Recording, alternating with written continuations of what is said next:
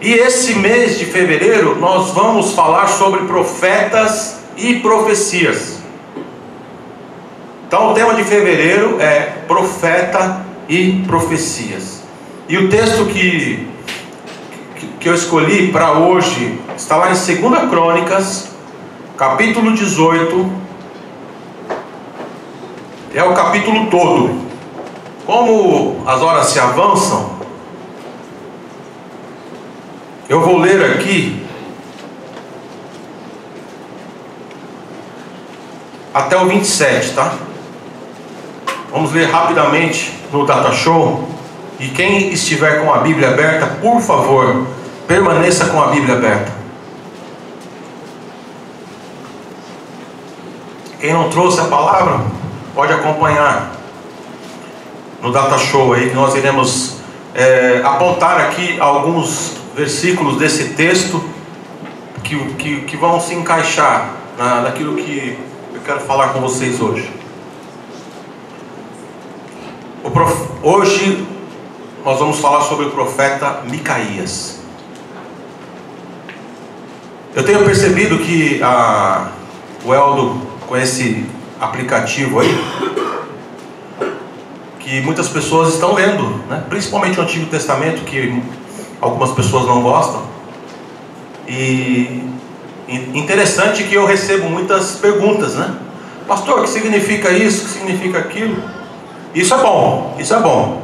Então leiam sim a Bíblia, leiam sim. Não tenham medo, peçam a Deus sabedoria, porque Tiago diz que Ele dá sabedoria e não fica jogando na cara não. Ah, meu filho, tem sabedoria, viu?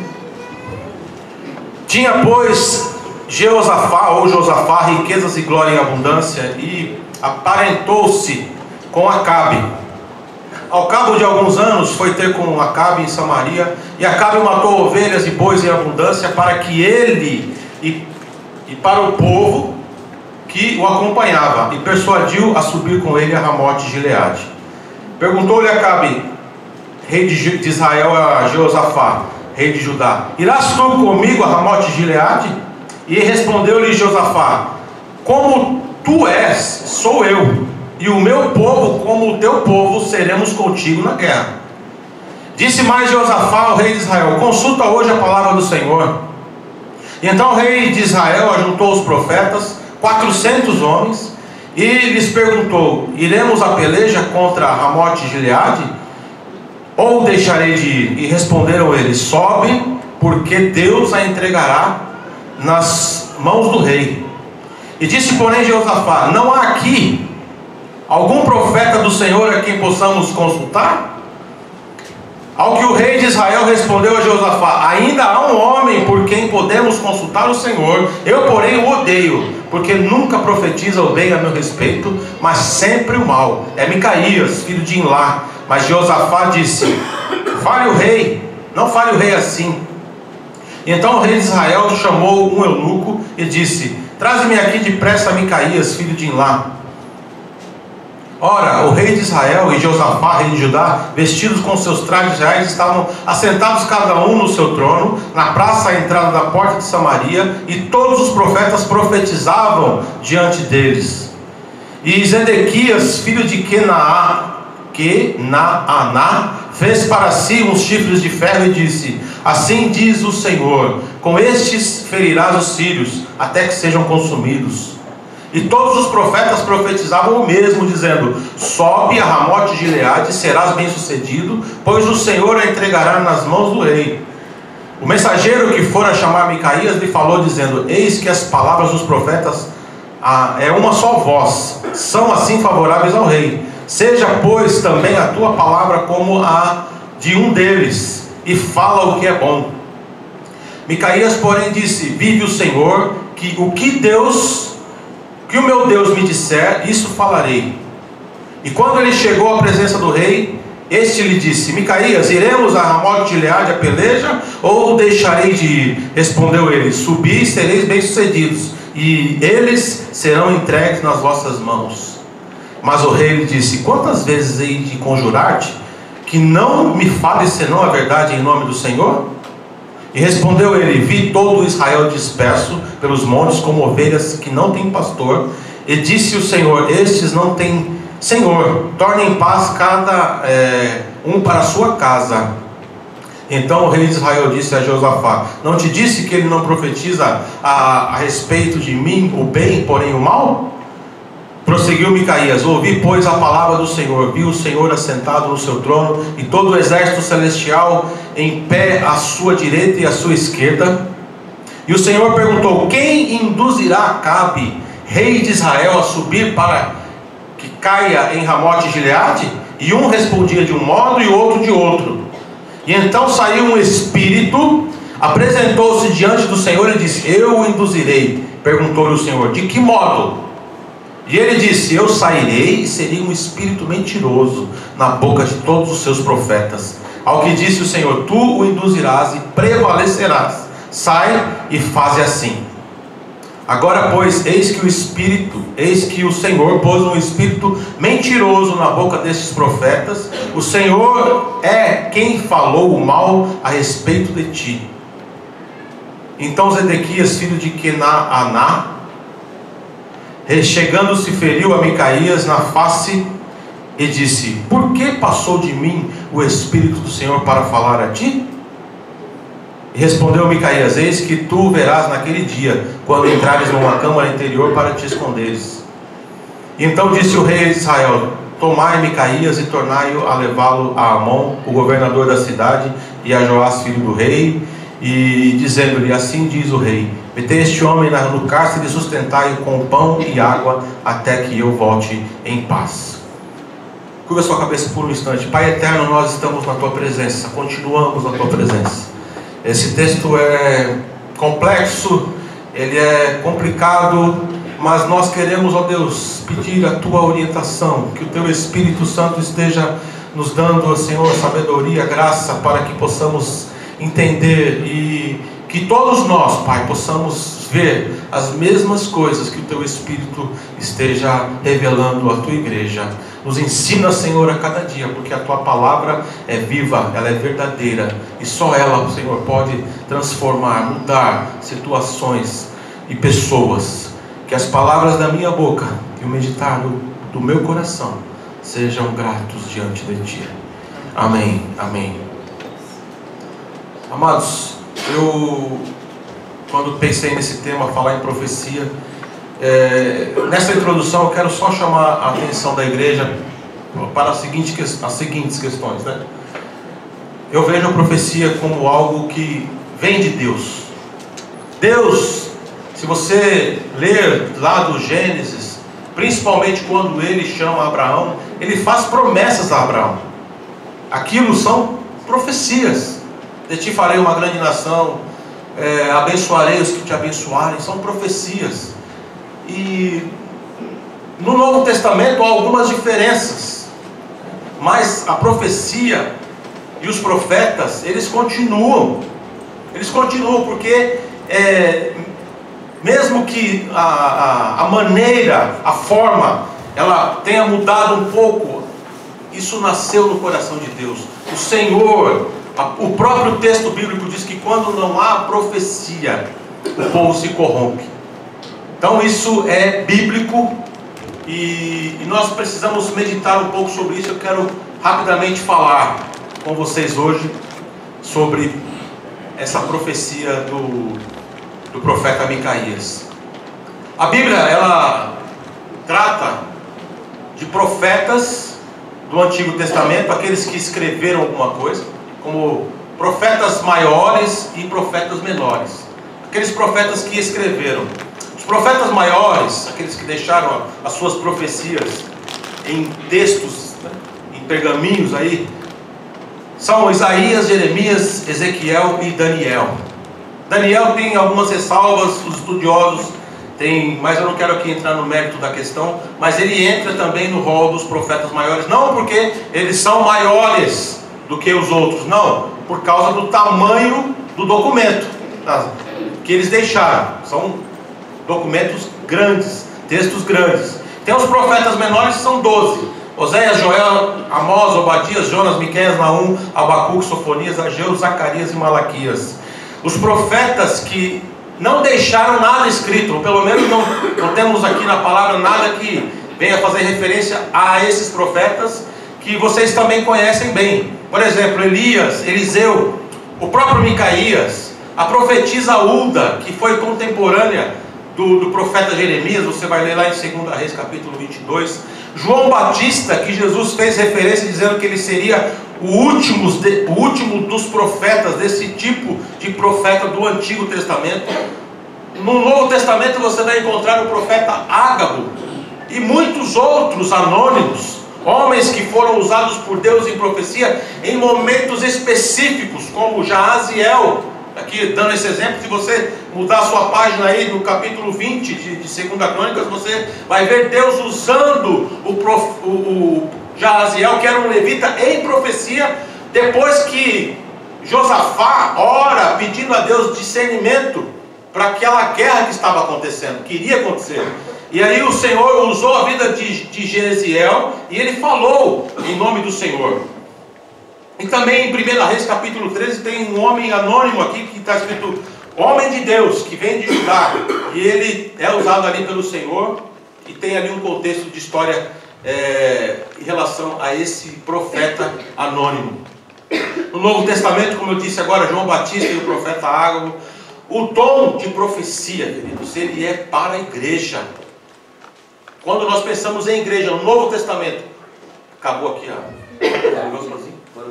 meu Deus, dá para ligar aqui o ventilador? Não tem problema não se voar alguma coisa aqui.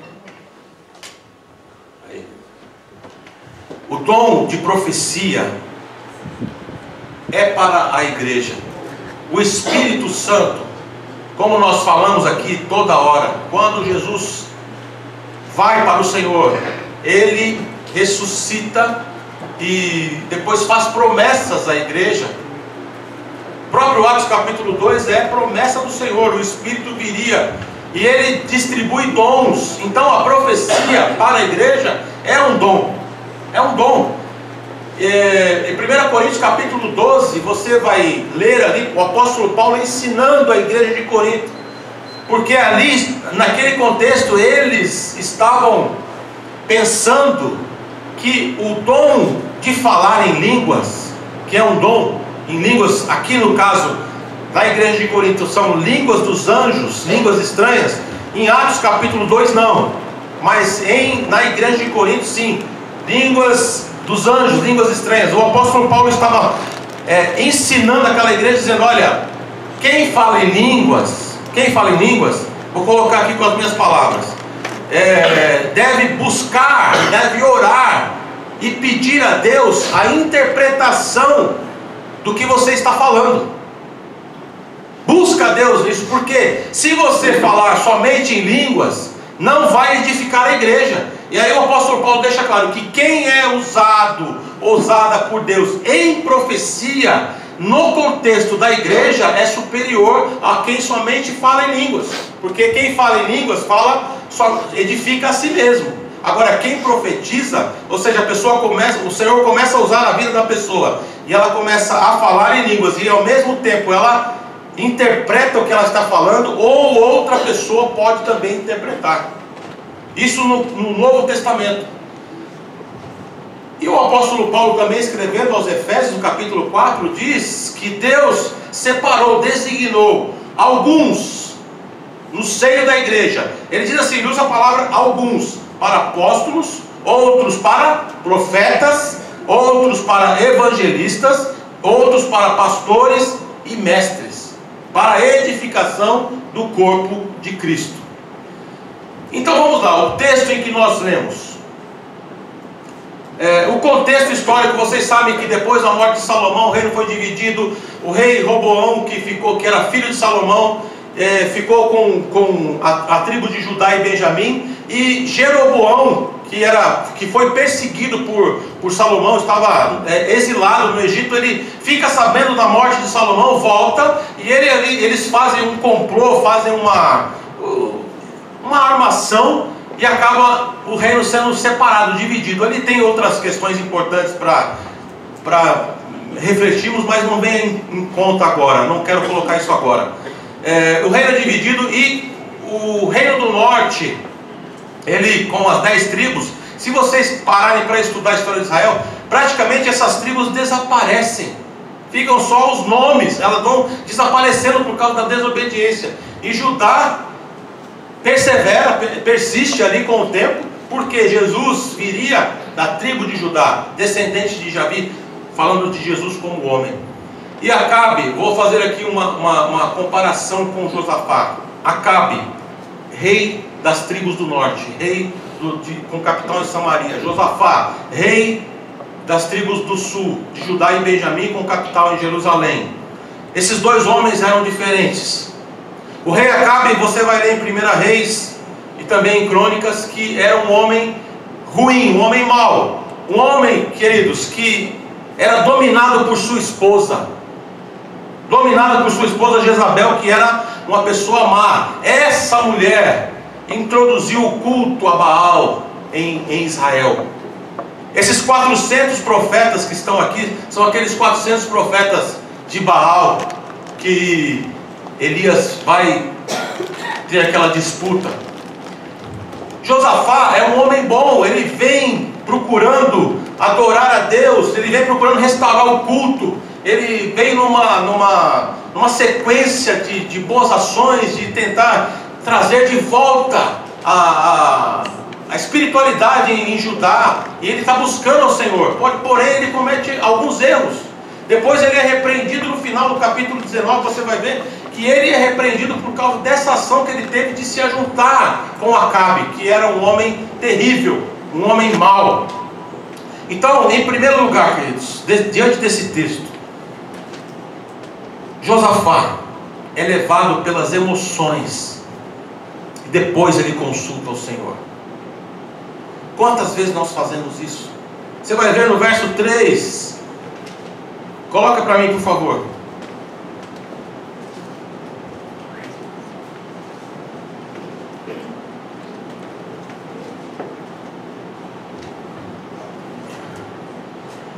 E respondeu-lhe Josafá: como tu és, sou eu, e o meu povo como o teu povo, seremos contigo. Aí depois que ele vai falar sobre consultar o Senhor.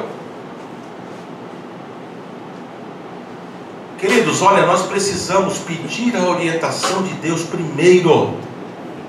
Se ele tivesse pedido a orientação do Senhor, Deus iria usar um profeta, iria usar alguém para dizer: olha, não se ajunte com esse homem não presta.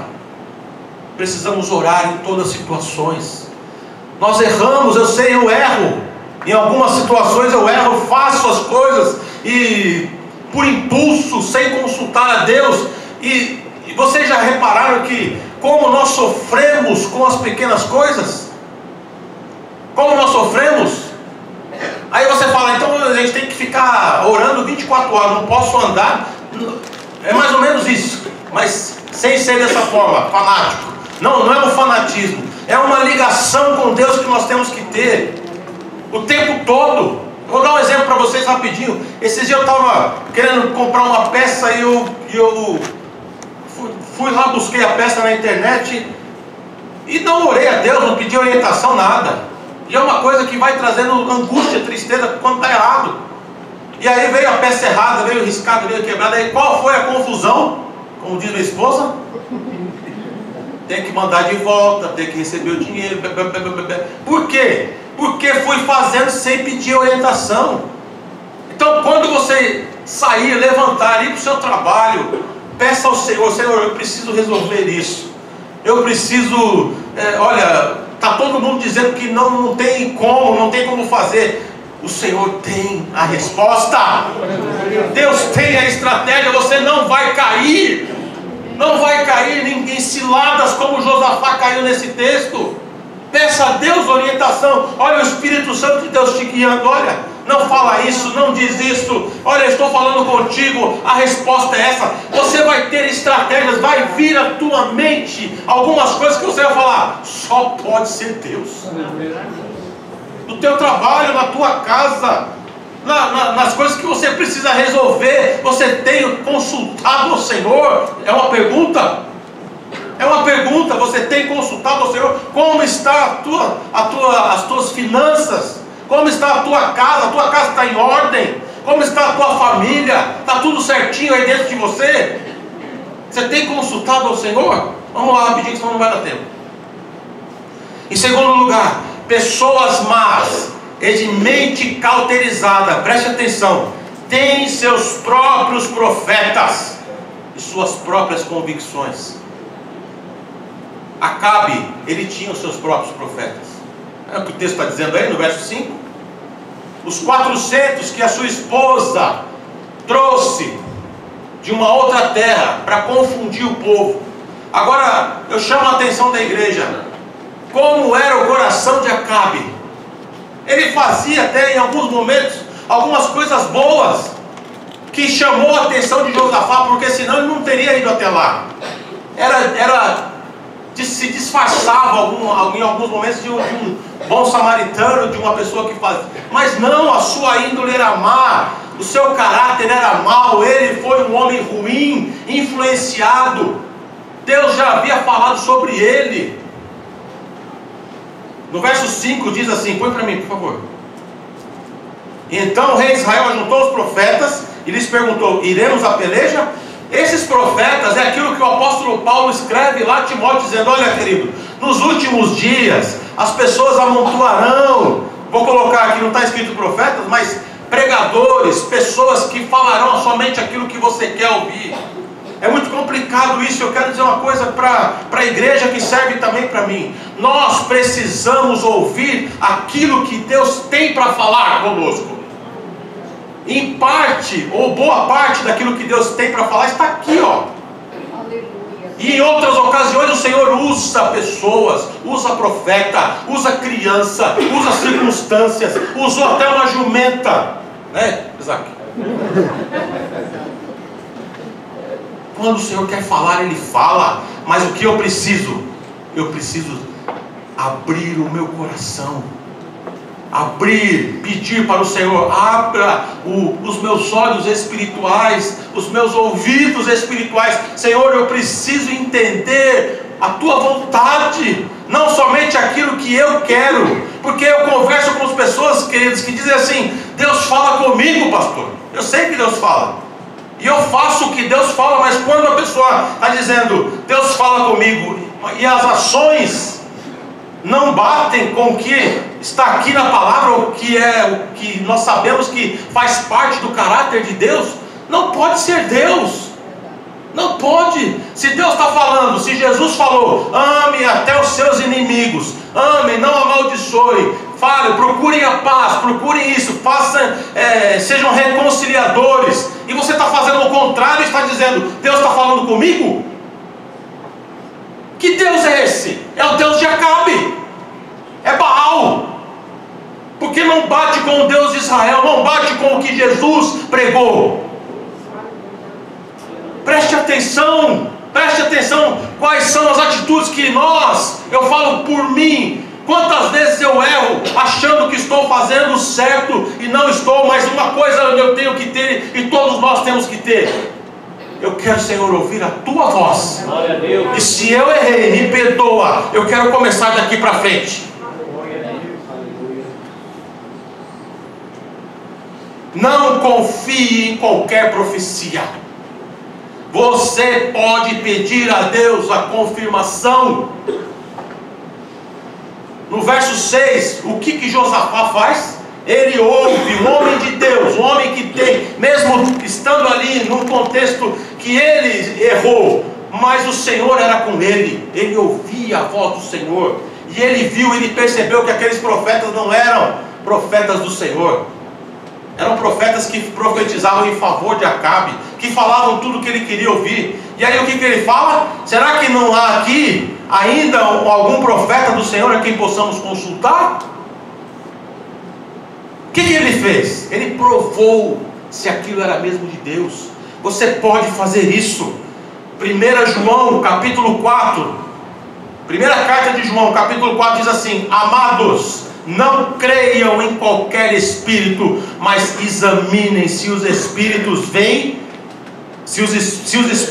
Examine os espíritos para ver se eles procedem de Deus, porque muitos falsos profetas têm saído pelo mundo.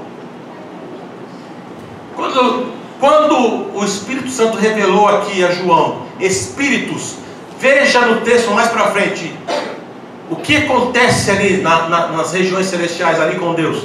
Não tem ali espíritos? Daí vamos chegar lá. Então não confie, peça confirmação, porque Deus falou para Israel: olha, dos teus pecados eu não me lembro mais. Se você está com o teu coração, aconteceu o que aconteceu no passado, seja o que for, se no teu coração você disser: Senhor, eu quero seguir esse meu caminho daqui para frente, Deus não vai jogar na tua cara aquilo que você fez de errado. Se verdadeiramente você se arrepender.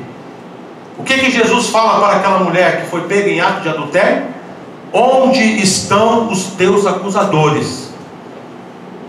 Procurou, não achou ninguém. O que Jesus fala para ela?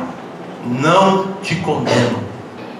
Eu também não te condeno. Vá, siga o teu caminho, procure não pecar mais. Prove os espíritos.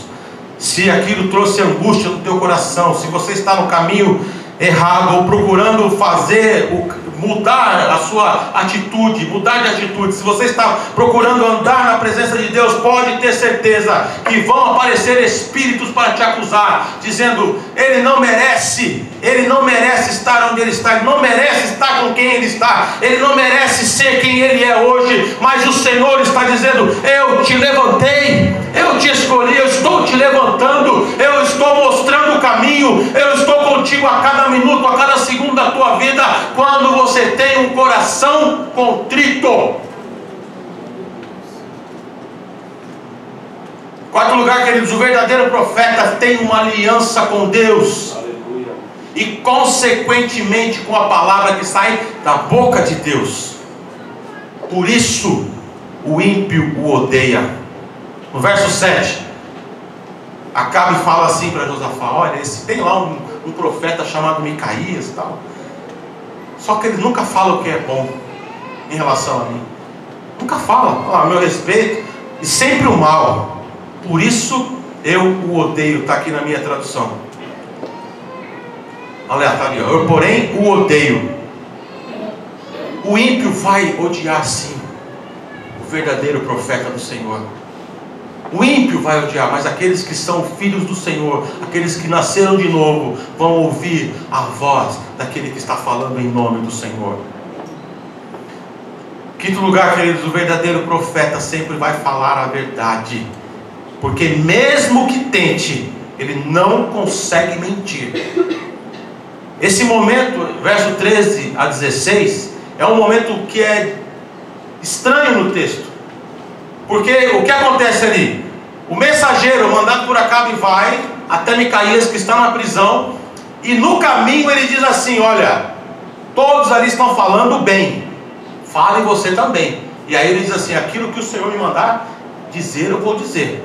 Aí ele chega lá, Acabe pergunta, e ele fala aquilo que os outros profetas falaram, e Acabe não acredita. Acabe não acredita, porque ele sempre falava o contrário. Aí ele olha para Josafá e fala: não falei? Ó? Aí, está mentindo. Olha só o que é uma mente cauterizada, irmãos.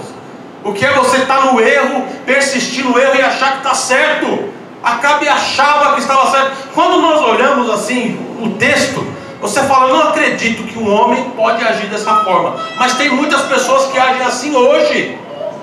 Muitas pessoas que agem assim hoje estão no erro, estão vivendo o contrário do que a palavra diz, mas estão dizendo: não, eu estou certo, Deus está comigo.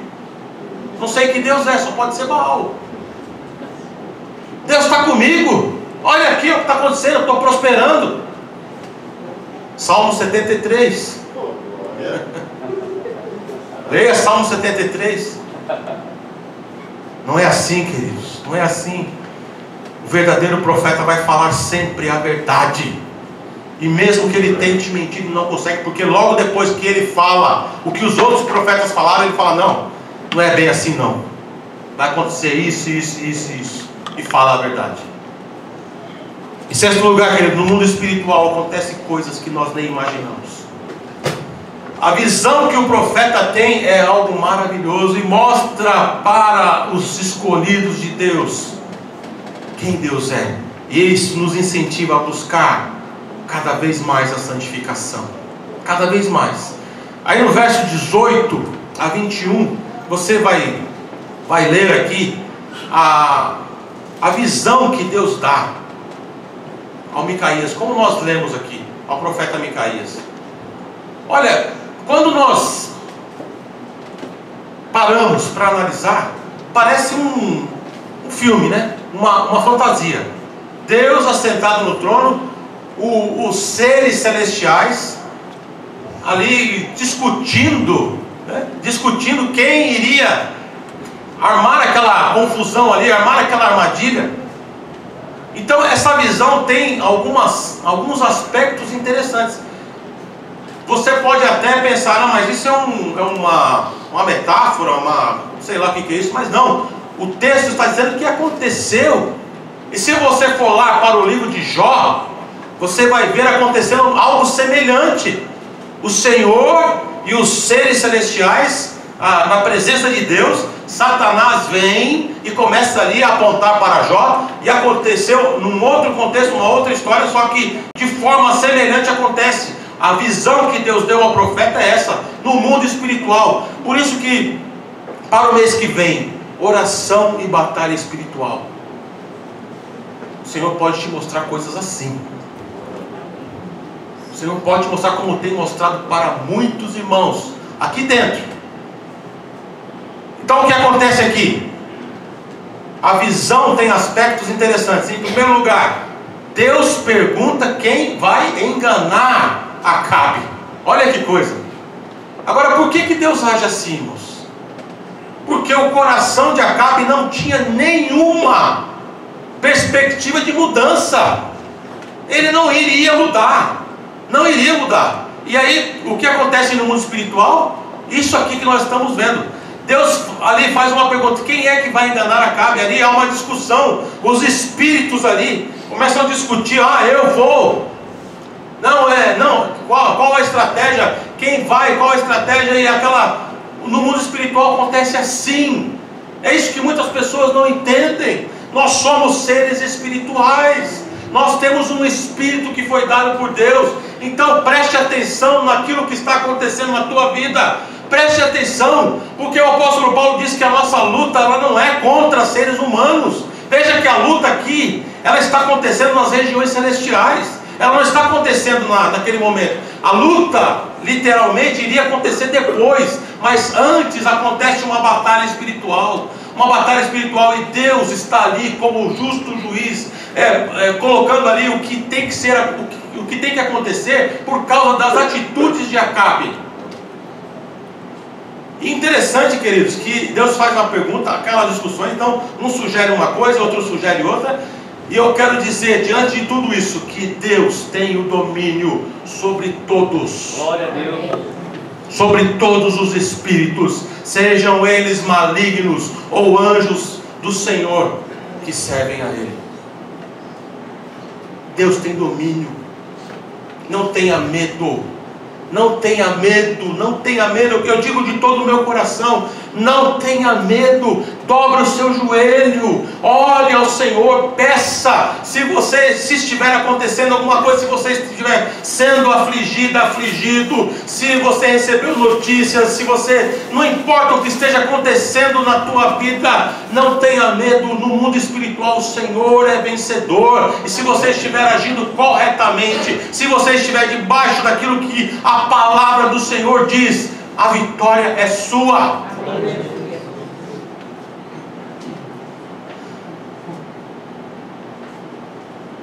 Ainda hoje, queridos, o espírito do engano e da mentira, esse mesmo espírito que falou naquele dia, praticamente no 8º século antes de Cristo, nesse tempo aqui, para Deus o tempo é totalmente outro.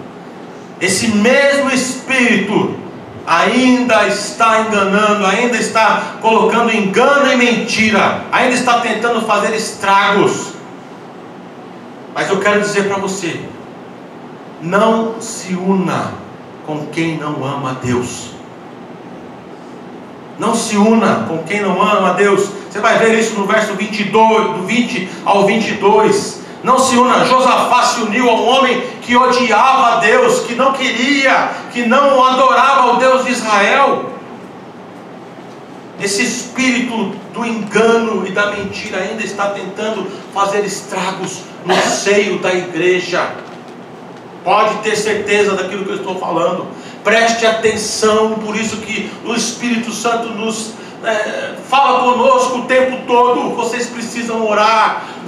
Nós todos precisamos estarmos com a nossa vida no altar. Precisamos nos santificar. A nossa mente, os nossos pensamentos têm que estar cativos a Cristo o tempo todo, para que nós não caiamos em ciladas do espírito do engano e da mentira.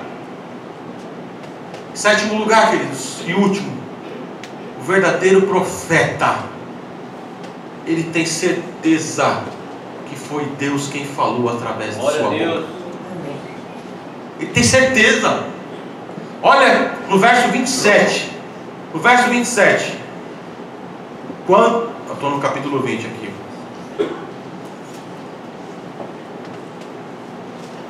Micaías declarou. Veja no 26, para ter sentido. Dizendo-lhe: assim diz o rei. Não, muda para mim no 27 mesmo, por favor. Mas disse Micaías: se tu voltares em paz, o Senhor não tem falado por mim. E disse mais: ouvi, povos todos. Amém. Amém, Senhor. Glória a Deus. O verdadeiro profeta tem certeza que foi Deus quem falou através de sua vida. E foi exatamente isso que aconteceu. Se você continuar lendo, você vai ver a morte de Acabe nessa guerra. No livro de Reis vai mostrar isso. Ele vai, olha só a cilada, queridos. A cilada era para matar Acabe e também matar a Josafá. Mas o Senhor abençoou a Josafá. E nessa guerra, Acabe faz uma estratégia estranha. Olha, ele fala assim para Josafá: olha, eu vou disfarçado como um homem comum e você vai com vestes reais. E chegou lá na hora, os inimigos tentaram matar Josafá, mas o Senhor, ele clamou a Deus na hora e o Senhor o livrou. E do nada um homem solta uma flecha e ela vai cair bem no peito de Acabe. Pouco tempo depois ele morre e a profecia se cumpriu. E a profecia se cumpriu. Eu quero concluir essa palavra de hoje dizendo que o Filho de Deus, Jesus Cristo, profetizou várias vezes e deixou esse dom para a sua igreja através do Espírito Santo. Contudo, o espírito da mentira e do engano também age em nossos dias. Por isso nós temos que andar com Deus, ter uma vida reta e santa diante do Senhor, pois agindo assim, o espírito da mentira e do engano não terá poder sobre nós. Você vai ler ainda no capítulo 19, 2 Crônicas, que depois que Josafá voltou da guerra, onde a profecia sobre Acabe se cumpriu, que Deus usou o profeta Jeú para advertir o rei Josafá, dizendo: será que você devia ajudar o ímpio e amar, eu vou colocar aqui com as minhas palavras, e respeitar aqueles que odeiam ao Senhor? Deus usa profetas, pode ter certeza.